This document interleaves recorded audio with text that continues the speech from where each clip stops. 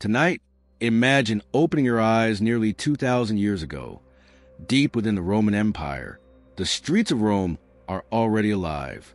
Merchants open their wooden stalls. Blacksmiths strike glowing iron with heavy hammers. Children run through narrow stone alleys. The smell of fresh bread drifts from nearby bakeries. To everyone else, it seems like an ordinary morning. But not for you. Today, your life is about to change forever. Because today, you are no longer a free citizen. You are a prisoner of Rome. It begins with a loud knock. Before you can react, your wooden door swings open. Several Roman soldiers step inside. Their polished helmets catch the morning sunlight.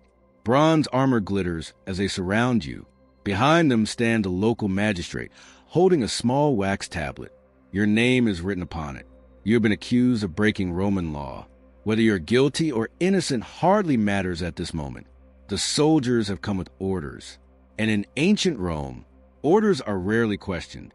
Without another word, your hands are pulled behind your back. Cold iron shackles lock tightly around your wrists. The metal feels heavier than you expected. Every small movement causes the chains to rattle. Neighbors quietly watch from nearby doorways. Some whisper to one another.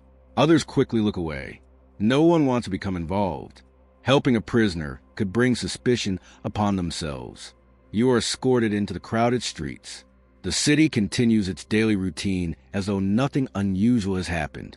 Merchants continue selling fruit and bread. Craftsmen continue working. Children continue laughing. Only you have become invisible, no longer treated as a neighbor, no longer treated as a citizen, only as someone awaiting judgment. As you walk through Rome, you begin to notice something. Justice here is not equal for everyone. A wealthy Roman senator may receive a comfortable hearing. A respected military officer might expect fairness. But ordinary people, especially slaves and foreigners, often face a much harsher reality. Roman law is famous for its organization, yet its punishments can be incredibly severe. The soldiers lead you toward a large stone building. This is not the Grand Colosseum, nor is it a beautiful temple. It is far less impressive. Heavy wooden doors reinforced with iron stand before you. Tiny windows high above allow almost no sunlight inside. This is a prison. Unlike modern prisons, Roman prisons are rarely meant for long-term sentences. They are places of waiting. Waiting for trial, waiting for punishment, or waiting for execution. The iron doors slowly open. A damp, unpleasant smell immediately fills the air. Moist stone, rotting straw, smoke from oil lamps, and something else. The unmistakable scent of human suffering. Inside, narrow stone corridors stretch into darkness. Water drips steadily from the ceiling. The sound echoes through the silent hallway. Roman guards carry burning torches as they lead you deeper underground. The farther you walk, the colder the air becomes. Eventually, they stop before a thick wooden cell door. The lock is opened. The guard gives you a hard push. You stumble forward. The door slams shut behind you. The sound echoes through the prison. For a few moments, you simply stand there, allowing your eyes to adjust to darkness. The cell is much smaller than you imagined. The walls are rough stone. The floor is cold. A thin layer of dirty straw lies in one corner. There is no bed, no blanket, only bare stone. A small opening near the ceiling allows a narrow beam of light to enter. It is the only reminder that the outside world still exists. You are not alone. Across the room sits another prisoner. His hair is long. His clothes are torn. Heavy chains wrap around his ankles. His face is tired, but his eyes remain alert. He studies you quietly before speaking. First day? You nod. He gives a small, sad smile. I remember mine. Then silence returns. Hours pass slowly. Time moves differently inside a Roman prison. Without sunlight, it becomes almost impossible to judge the passing hours. There are no clocks, only waiting. Occasionally, footsteps echo through the corridor. A guard walks past carrying a torch. Sometimes another prisoner is brought inside. Sometimes someone is taken away. Those who leave rarely return. Eventually, a guard arrives carrying your first meal. if it can even be called a meal, a small piece of coarse bread, a cup of water, nothing more. Roman prisoners are not fed generously. The authorities provide only enough food to keep most prisoners alive. Families sometimes bring additional food, but not every prisoner has someone waiting outside. Many survive only on what the prison provides. As darkness settles outside, the tiny beam of light disappears. The prison becomes almost completely black. Only distant torches illuminate parts of the corridor. Strange sounds fill the silence. Chains scraping against stone. Quiet coughing. Soft whispers. Someone crying in another cell.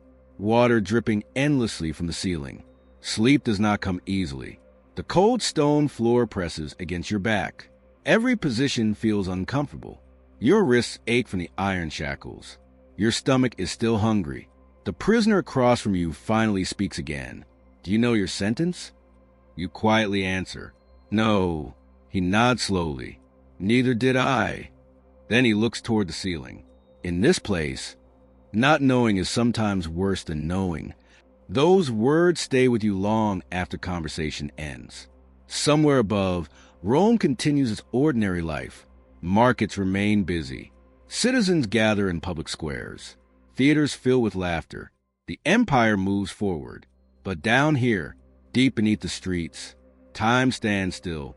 You close your eyes and try to remember the warmth of sunlight, the voices of friends, the feeling of freedom. Already, they seem very far away. And as sleep finally begins to take over, one terrifying thought enters your mind. If this is only your first day, what horrors await tomorrow? Morning arrives, though you cannot see the sunrise. Deep inside the Roman prison, the thick stone walls hide the outside world. Only a faint beam of light slips through the small opening high above your cell. It is just enough to remind you that another day has begun. The prison is already awake. Chains scrape across the floor. Wooden doors creak open and shut. Roman guards walk through the corridors carrying burning torches. The smell of damp stone and stale air hangs everywhere. You slowly sit up. Your back aches from sleeping on the cold floor. The thin layer of straw beneath you did little to soften the stone. Every muscle feels stiff. Your wrists are sore where the iron shackles rubbed against your skin throughout the night. Across the cell, the older prisoner is already awake. He leans silently against the wall, staring at the small window. "You'll stop counting the days," he says quietly. "After a while, they all become the same." His words are calm, almost emotionless, as though hope itself has slowly disappeared. A guard stops outside your cell. Without saying a word, he slides a rough piece of bread to the iron bars. Another guard places a clay cup of water beside it. That is breakfast. No meat, no fruit, no warm meal, only enough food to keep your strength from fading completely. You eat slowly, not because you want to enjoy it, but because you don't know when the next meal will come. Around you, other prisoners do exactly the same. No one complains. Most have learned that complaints accomplish nothing. The guards rarely answer questions. Some are strict, others are cruel. A few seem almost indifferent. To them, prisoners are simply another part of their daily routine. They unlock doors, deliver food, carry messages, then move on. Hours pass in silence. There is almost nothing to do. No work, no books, no conversation unless another prisoner chooses to speak. The hardest part of prison is not always hunger, or cold, or even fear. It is boredom.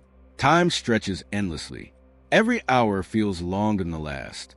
Eventually, footsteps echo down the corridor. Several guards stop outside a nearby cell. Heavy keys rattle. The door opens. A prisoner is pulled into the hallway. He struggles for only a moment before realizing resistance is useless. His chains clatter loudly as he disappears around the corner. The hallway becomes silent again. No one knows where he has gone. Perhaps to stand before a magistrate. Perhaps for questioning. Perhaps for something worse. The uncertainty is frightening. In ancient Rome, not every prisoner received a quick trial. Some waited days. Others waited weeks. A few remained in prison for months before learning their fate. Waiting became its own punishment. As the afternoon passes, you begin talking with the older prisoner. His name is Marcus. Years ago, he served as a laborer outside the city. One disagreement with a wealthy landowner changed everything. Now he waits for a sentence he believes will never be fair. He shrugs as he tells the story. In Rome, he says softly, the law protects many people, but it does not protect everyone equally. His words stay with you. Roman law was advanced for its time. It included written rules, organized courts, and legal procedures. Yet wealth, citizenship, and social status often influenced the outcome of a trial. A powerful senator and a poor laborer rarely stood before justice on equal ground. As evening approaches, strange sounds drift through the prison. Somewhere deeper inside, someone is shouting. The voice is filled with pain. Then it suddenly stops. Silence returns. Marcus lowers his eyes. You never get used to hearing that. You ask what happened. He hesitates before answering. Interrogation. Not every prisoner is questioned, but those accused of serious crimes may be forced to confess, especially if they are slaves. Roman law allowed torture in certain investigations, particularly when slaves were involved. For many prisoners, fear of questioning became even greater than fear of the trial itself. The hours move slowly. The torchlight flickers against the damp walls. Tiny drops of water continue falling from the ceiling. Each drop echoes through the corridor. You begin counting them. 1, 2, 3. Eventually you lose track. The mind searches desperately for anything to break the endless waiting. Night falls once again. Another simple meal arrives. Bread, water, nothing more. You notice that Marcus saves half of his bread. You ask why. He smiles faintly. Tomorrow isn't guaranteed, but hunger usually is. You decide to do the same. It feels strange planning for tomorrow when you don't even know if you'll still be alive. Somewhere nearby, another prisoner quietly begins praying. Another whispers the names of his children. Someone else simply stares into the darkness without moving. Each person survives the night in a different way. You close your eyes, but sleep refuses to come. Instead, memories fill your mind. The warmth of your home, the voices of friends, the smell of fresh bread from a marketplace. Simple things you never appreciated until they disappeared. Freedom suddenly feels like the greatest treasure in the world. Long before dawn, you hear footsteps again. This time, they stop outside your own cell. A guard unlocks the door. His face reveals nothing. He simply looks at you and speaks 4 quiet words. The magistrate will see you. Your heart begins to race. The waiting is over. Whatever happens next, your fate is about to be decided. The guard unlocks your cell. The heavy wooden door groans as it slowly swings open. For a moment, you simply stand there. Your heart beats faster than it has in days. The waiting is finally over. But somehow, that feels even more frightening. The guard motioned for you to step forward. Your wrists remain bound with iron chains. The metal is cold against your skin. Each step causes the shackles to rattle through the silent corridor. Other prisoners watch quietly through the bars of their cells. No one speaks. No one wishes you good luck. Inside a Roman prison, everyone understands one simple truth. Anyone taken away may never return. You walk through narrow stone passages, lit only by flickering torches. The air grows warmer as you climb a long flight of stone stairs. For the first time in days, sunlight touches your face. You instinctively close your eyes. The brightness almost hurts. Fresh air fills your lungs. It feels like something you had forgotten existed. The soldiers lead you across a crowded public square. Life in Rome continues as normal. Merchants bargain with customers. Children chase one another between market stalls. Street performers gather small crowds. People pass by without paying much attention to the prisoners walking beside the guards. For them, this is an ordinary sight. Crime and punishment are part of daily life in the empire. Soon you arrive at a large government building. Marble columns rise high above the entrance. Roman officials move in and out, carrying wax tablets and scrolls. Inside, everything feels quiet, orderly, controlled. You are brought before a Roman magistrate. He sits upon a carved wooden chair. Clerks stand nearby recording every detail. Witnesses wait silently against the walls. The magistrate studies you for a long moment before speaking. He asks your name, your occupation, the accusation against you. His voice remains calm, almost emotionless. Roman justice often appears organized and formal, yet appearances can be deceiving. The outcome of a trial sometimes depends less upon evidence and more upon social standing. If a wealthy citizen speaks against a poor laborer, the poor man often faces an uphill battle. If a respected senator makes an accusation, few dare to question him. Witnesses begin giving their statements. Some support you, others speak against you. You listen carefully. Certain words sound familiar, others seem completely false. Yet you have little opportunity to interrupt. The magistrate decides who may speak. Not you. Hours pass. The room grows warm beneath the afternoon sun. Finally, the questioning ends. The magistrate quietly discusses a case with his assistants. You wait in complete silence. Every heartbeat feels louder than the last. Then, the decision is announced. You've been found guilty. The word seems strangely distant, almost unreal. For several seconds, you simply stare at the floor. You already knew this outcome was possible. Yet hearing it spoken aloud changes everything. A guilty verdict in ancient Rome could lead to many different punishments. The sentence depended upon the crime, your social status, and sometimes the mood of the authorities themselves. Minor offenses might result in heavy fines. Some criminals were publicly whipped before being released. Others lost property or citizenship. More serious crimes carried far darker consequences: forced labor, exile, slavery, or death. The magistrate continues reading your sentence. You are not condemned to immediate execution. Instead, you are ordered to perform hard labor for state. Relief washes over you. It could have been worse, much worse. Yet your relief fades quickly because Roman forced labor is anything but merciful. The following morning, you are chained together with dozens of other prisoners. Heavy iron collars surround many of their necks. Some carry visible scars across their backs. Others struggle simply to stand. Roman soldiers escort the group beyond the city walls. No one speaks. The road stretches farther with every step. Hours later, you finally reach your destination, a massive stone quarry. Towering cliffs surround the worksite. Hundreds of prisoners already labor beneath the burning sun. Some break enormous rocks with iron hammers. Others carry heavy stone blocks across uneven ground. Dust fills the air. Every breath tastes of stone. A supervisor points toward a pile of tools. Without ceremony, your new life begins. The work is relentless. From sunrise until sunset, there are few breaks, little water, even less food. The tools grow heavier as the day continues. Your hands quickly blister. Your shoulders ache. Your back burns beneath the weight of the stone. Yet the overseers show little sympathy.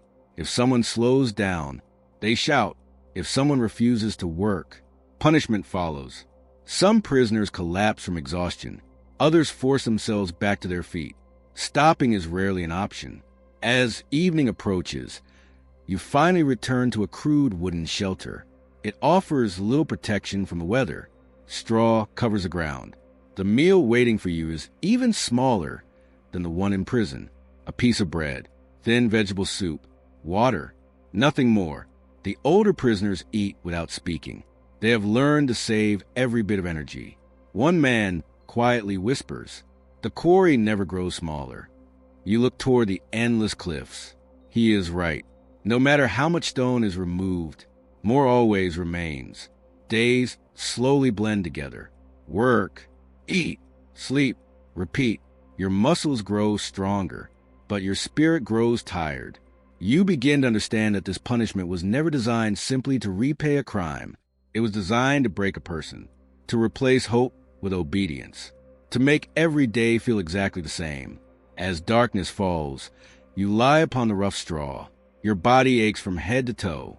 Your hands tremble with exhaustion. You stare toward the night sky, through a small gap in the wooden roof. Somewhere beyond those stars, Rome continues to shine. Its streets remain busy. Its temples stand proudly. Its citizens sleep peacefully. But for you, tomorrow will bring another sunrise, another hammer, Another stone, another endless day of labor. And for the first time, you begin to wonder whether death might one day feel easier than survival. The days begin to lose their meaning.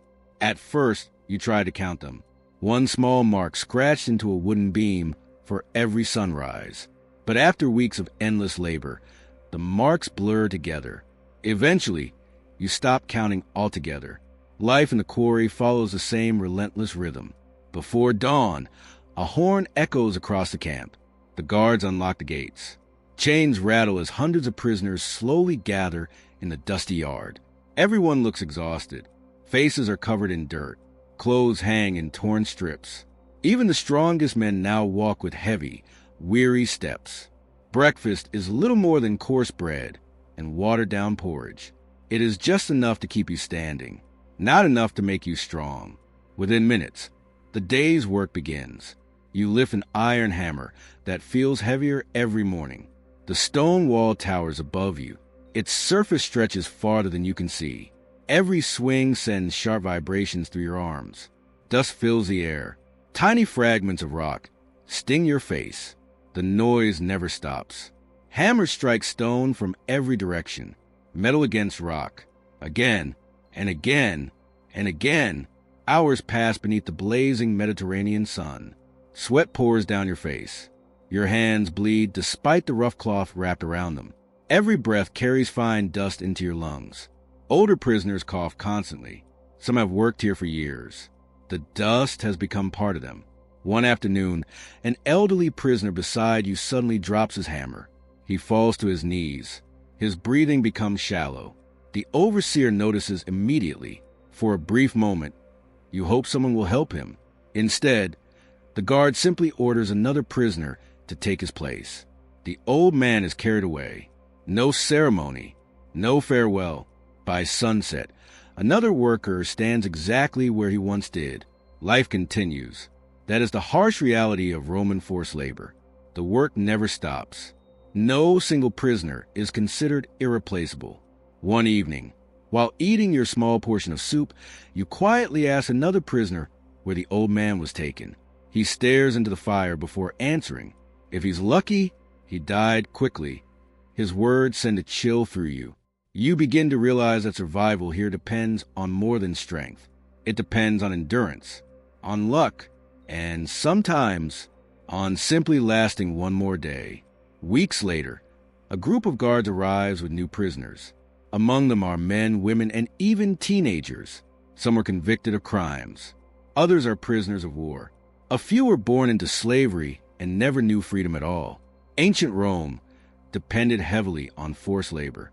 Across the empire, enslaved people and convicted prisoners worked in fields, quarries, workshops, and mines.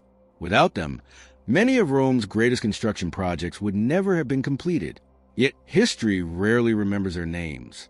As the seasons change, your body begins to change as well. Your shoulders grow broader from constant labor. Your hands become rough and scarred. Your face grows thinner. You hardly recognize the person reflected in a bucket of water.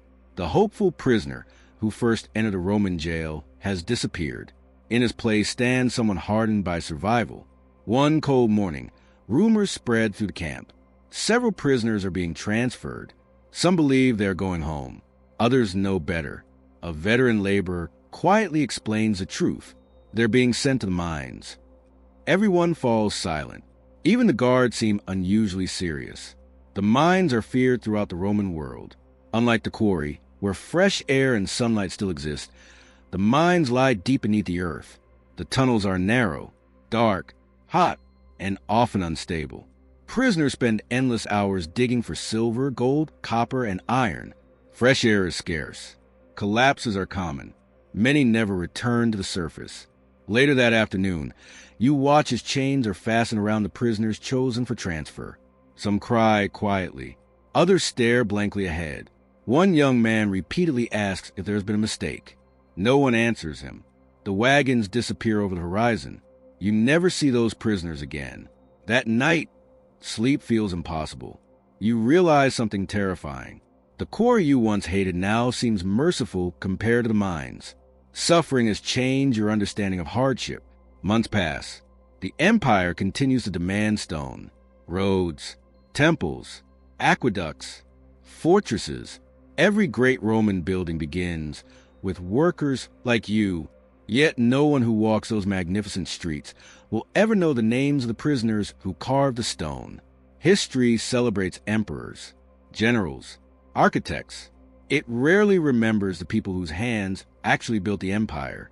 One rainy evening, while sitting beneath a small wooden shelter, you speak with an older prisoner named Lucius. He has survived nearly 10 years of forced labor. His hair is gray. His hands are covered with scars. You ask him the question that has haunted you for months. How have you survived this long? He smiles gently. Because I stopped dreaming about freedom. You look at him in surprise. He continues. When every day is about escaping, you suffer twice. But when your goal becomes reaching tomorrow, you keep living. His words stay with you. You begin measuring life differently. Not by years, not by seasons, only by sunrises. Each new morning becomes a small victory. Each sunset means you survived one more day. As another evening settles over the camp, you look toward the distant hills glowing beneath the fading light. Somewhere beyond them lies Rome, bustling markets, grand temples, crowded streets, a world that now feels impossibly far away. You close your eyes. The wind carries dust across the camp. Tomorrow, the horn will sound again. The hammer will wait where you left it. The stone wall will still stand before you, and the endless labor will begin again. But unknown to you, a message has already left Rome. It carries a decision that will soon determine the final chapter of your journey. The morning begins like every other. Before the sun rises, the familiar horn echoes across the labor camp. Chains rattle, wooden gates open. The guards begin calling names. You reach for your hammer, expecting another endless day at the quarry. But this morning, your name is called. You step forward. For a brief moment, every prisoner looks at you. No one speaks. Inside camps like these, hearing your name often means only one thing. Something is about to change, whether for better or for worse. The guard orders you to leave your tools behind. Another soldier removes a chain from your ankle and replaces it with heavier iron shackles around your wrists. You are placed beside several other prisoners. Some look frightened. Others simply stare at the ground. The small group begins walking toward Rome. No one explains why. The road feels strangely familiar. Months ago, you walked the same road as a newly arrested prisoner. Back then, you still believed justice might save you. Now, you understand Rome much better. As the city slowly appears on the horizon, its temples and public buildings shine beneath the morning sun. From a distance, it looks magnificent. Marble columns rise proudly above the rooftops. The markets are crowded. The fountains sparkle. Citizens laugh as they go about their ordinary lives. To them, Rome is a symbol of civilization. To you, it has become a place of judgment. The guards lead you through streets filled with curious faces. People pause to watch the line of prisoners. Some whisper. Some ignore you completely. Public punishment has always been part of Roman life. It reminds everyone of the cost of breaking the law. Eventually, you arrive before another government building. An official waits with several sealed scrolls. One by one, the prisoners are called forward. Each hears a different decision. One man is ordered back to quarry. Another is sold into slavery to repay his debt. A third prisoner is sentenced to exile, forbidden from returning to Roman territory. Each fate changes a life forever. At last, your name is spoken. The official unrolls a scroll and begins reading. Months of forced labor have been counted toward your sentence because of good behavior and because additional witnesses came forward after your trial. Your punishment has been reduced. You are to be released. For several seconds, you cannot move. You wonder if you heard correctly. The official repeats the order. Your chains are unlocked. The heavy iron falls to the ground with a dull sound. For the first time in what feels like a lifetime, your hands are free. You slowly rub your wrists where the metal has left deep marks. The skin is scarred. The memory will remain much longer. A guard quietly hands back the few possessions that were taken when you were arrested. A simple cloak, a worn leather belt, Nothing more. Everything else has been lost. You step outside the building. No soldiers follow you. No chains hold you back. The streets of Rome feel different now. The sounds are louder. The sunlight seems brighter. Even the cool breeze feels unfamiliar. Freedom is something most people never notice until it disappears. You begin walking without any destination. Every step feels strangely uncertain. For months, every hour of your life was controlled by someone else. When to wake, when to eat, when to work, when to sleep. Now, every decision belongs to you again. Yet freedom is not as simple as you imagined. Many former prisoners struggle to rebuild their lives. Finding work is difficult. Some people refuse to trust anyone who has been imprisoned. Others quietly avoid you. Your sentence may be over, but your reputation may never fully recover. As the weeks pass, you leave the city behind. You settle in a small village far from Rome. The pace of life is slower. The people know little about your past. You begin working with stone once again, but this time, you choose where to build. You choose when to stop. Every swing of the hammer reminds you how precious choice truly is. Years slowly pass. The scars on your hands remain. So do the memories. Sometimes, when you hear chains rattling in the distance, your heart still races. Sometimes you wake before sunrise expecting to hear the guards calling your name. The body remembers what the mind tries to forget. As you grow older, young travelers occasionally ask about life in ancient Rome.